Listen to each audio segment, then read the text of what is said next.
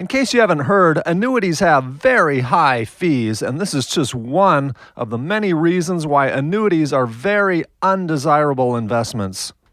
It's with these high fees that the insurance company recoups the lavish commission that, behind the scenes, they pay your broker, insurance rep, or bank employee if he can manage to dupe you into investing in the annuity. So even though your so-called financial advisor, broker, or whatever he calls himself, even though he doesn't directly charge you any fee, you indirectly pay the price by the high fees that get subtracted over time from your annuity investment.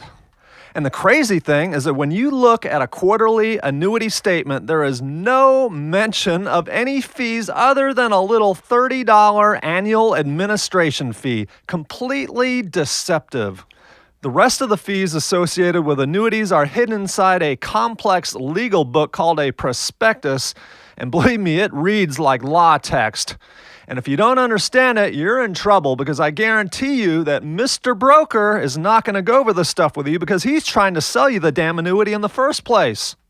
So, in this video, I'm going to go over with you the fees of an actual, typical variable annuity and compare them with the fees of some actual equivalent ETFs. Now, as you may or may not know, ETFs are very good investments in that they consistently outperform professionally managed funds like those offered within annuities, and they can be bought and sold at any time for about $10 a trade without penalty. Profits are taxed at the lower capital gains rate, etc., etc. Okay, the first hidden fee is called a separate account annual expense, and it includes a mortality and expense fee. So every year they will subtract 1.4% from your account value. How wonderful. The next hidden expense is the management fees for each sub-fund that you allocate your money to. In this example, I selected 5 typical funds, all of which have comparable benchmark ETFs that I will compare expenses with later. So if your money was evenly allocated amongst these 5 funds, when averaged out, the average sub-fund management fee would be about just a little over 1% per year. The next hidden expense is a thing called turnover rate costs, and if you're familiar with the term, this has to do with things like brokerage trading fees when the fund managers buy and sell securities. And yes, turnover rate costs are not included in management fees, and many financial advisors are not even aware of this.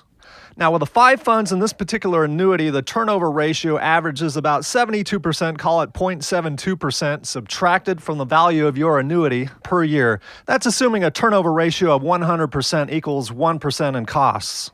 So, finally, the grand total in fees and expenses associated with this very typical annuity is about not $30 per year, but 3.14% per year. And that's actually considered low cost for a variable annuity. Now, let's look at a comparable portfolio of ETFs. First of all, with ETFs, there are, of course, no separate account annual expense fees or mortality and expense fees. None of that nonsense. There are low management fees because ETFs are passively managed. And when averaged out, that total is only about 0.23% of the total value of your account.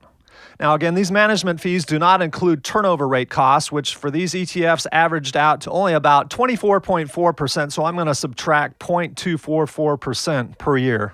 So finally, the grand total in fees and expenses for this comparable portfolio of ETFs is only about 0.472% per year. So what have we learned?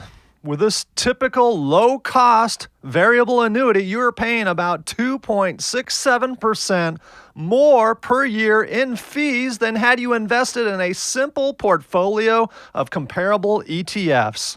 And if you've read up on how passively managed funds, ETFs, have been consistently outperforming actively managed funds like mutual funds and funds found within annuities, then you know about how the experts keep on saying that it's the high fees that prevent active managers from outperforming the benchmark averages. You don't want high fees, and you certainly don't want to lock your money up in prison in an annuity.